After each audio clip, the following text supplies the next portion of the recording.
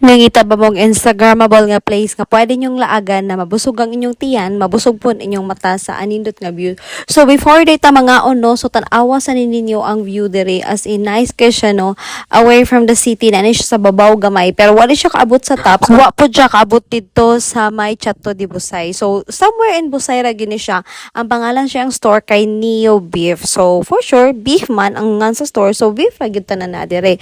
So sa mga halal diyan, pwede sa dinya diri day. Ang nakanindot man good nice ang iyang view labi na is igpadulong nag sunset niya. Tipo ka mahasol nga mukatkat patos kababawan sa kabukiran kung di nimo bet nga layo-layo na gyud siya. Diri pwede kaayo nimo makita ang nindot nga view at the same time affordable murag di man siya affordable oy. Kay murag sakto raman pud ang iyang price sa iyang kuan kay anli naman pud na siya. Nya anli pud ang kanindot sa view nga imong makita makahigop ka dihag nindot nga hangin, fresh air. Unya makahigop og kag init nga sabaw, di ba? Nindot kay sa tanan kani pa imong bayaran. So instead of mag-entrance ka, so ang imong gi-entrance imo pang gikaon, di ba? Anli ni siya rice, anli baka, anli diha mga bi.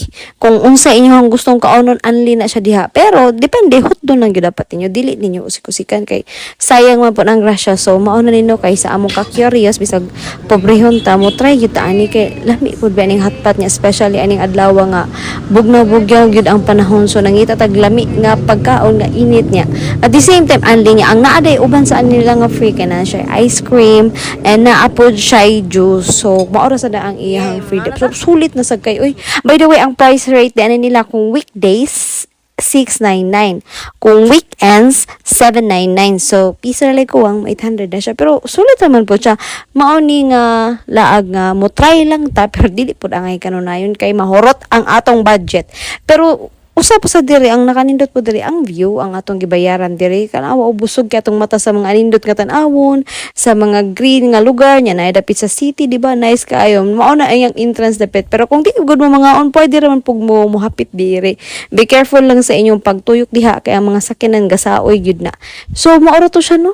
Unsa pa man akong itabi? Wala ko itabi. Pero taas-taas pa ni ang video. So, nag-enjoy jud me diri sa among paglaag-daag diri, chika-chika. So, kung ganahan ka, og na-stress ba kada sa inyong panimalay, ganahan kag nindot nga view, bagong view sa imong pananaw, di na kaanad nga magsige nga to og mall, ngita po kag somewhere nga na ay city lights at the same time, makakaong kag nindot lami-lami. So, pwede na po tiri, sulit na po kay siya tanan. Bago ni siya nga open nga store, kaning Neo Beef somewhere in Busay. So, mo to, kung ganahan mo mang laag, ari na mo diri. Ikapoy naman kong voice over. Ay, mo ni, hambhab na tagmaayo no. So, tinuod yun din, no, kung anli, imong utok, anli, hangol-hangol ra. Pero, og nanaday ka sa akto, di na yun din mo makaya og hurot pa.